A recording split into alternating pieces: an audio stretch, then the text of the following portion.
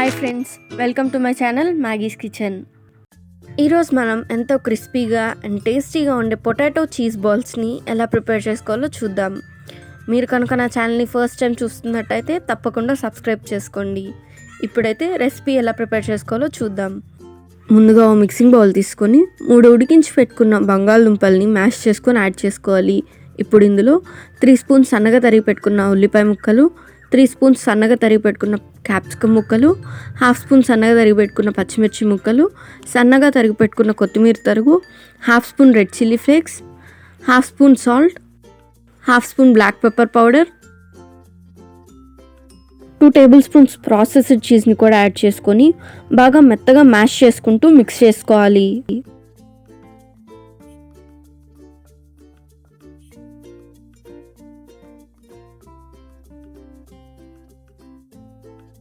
ఇలా బాగా మిక్స్ చేసుకున్న మిక్స్చర్ని కొంచెం కొంచెంగా తీసుకొని రౌండ్ బాల్స్లా ప్రిపేర్ చేసుకోవాలి.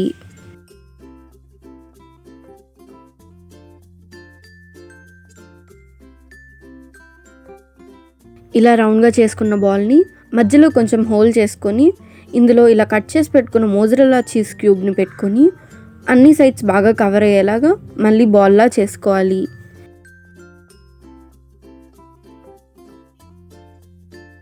ఇలానే మనం అన్ని బాల్స్ని ప్రిపేర్ చేసుకొని పక్కన పెట్టుకోవాలి.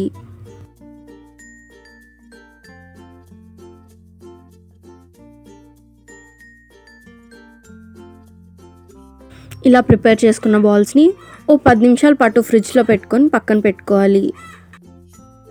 ఇప్పుడు బౌల్ తీసుకొని అందులో 2 టేబుల్ స్పూన్స్ మైదా, 2 టేబుల్ స్పూన్స్ కార్న్ఫ్లోర్ని యాడ్ చేసుకొని కొంచెం కొంచెంగా వాటర్ని పోసుకుంటూ ఉండలు లేకుండా బాగా పల్చగా పిండిని కలుపుకొని పక్కన పెట్టుకోవాలి. ఇప్పుడు మనం ముందుగా ప్రిపేర్ చేసుకున్న పొటాటో బాల్స్ని తీసుకొని బ్రెడ్ క్రమ్స్లో వేసుకొని బాగా కోట్ అయ్యేలాగా ప్రెస్ చేసుకుంటూ అన్నిటికీ కోట్ చేసుకోవాలి.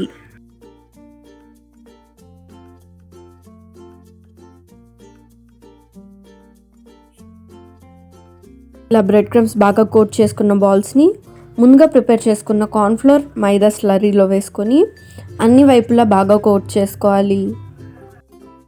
ఇలా కోట్ చేసుకున్న తర్వాత మళ్ళీ దీన్ని బ్రెడ్ క్రమ్స్లో వేసుకొని అన్ని వైపులా బాగా కోట్ చేసుకొని పక్కన పెట్టుకోవాలి.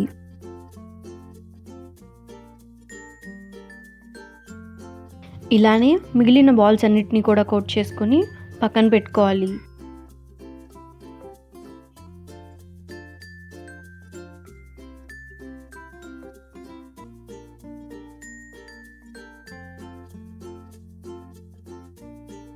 ఇప్పుడు స్టవ్ మీద ప్యాన్ పెట్టుకొని అందులో డీప్ ఫ్రైకి సరిపడా ఆయిల్ని వేసుకొని ఆయిల్ బాగా హీట్ అయిన తర్వాత ముందుగా ప్రిపేర్ చేసి పెట్టుకున్న బాల్స్ని వేసుకొని గోల్డెన్ బ్రౌన్ కలర్ వచ్చేంత వరకు డీప్ ఫ్రై చేసుకోవాలి.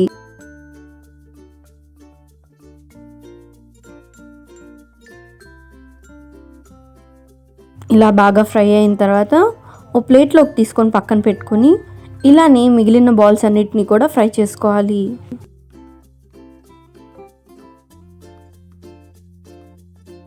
ఇలా అన్ని బాల్స్ని ఫ్రై చేసుకున్న తర్వాత ఓ సర్వింగ్ ప్లేట్లోకి తీసుకొని హాట్గా సర్వ్ చేసుకుంటే ఎంతో టేస్టీగా ఉండే పొటాటో చీజ్ బాల్స్ రెడీ.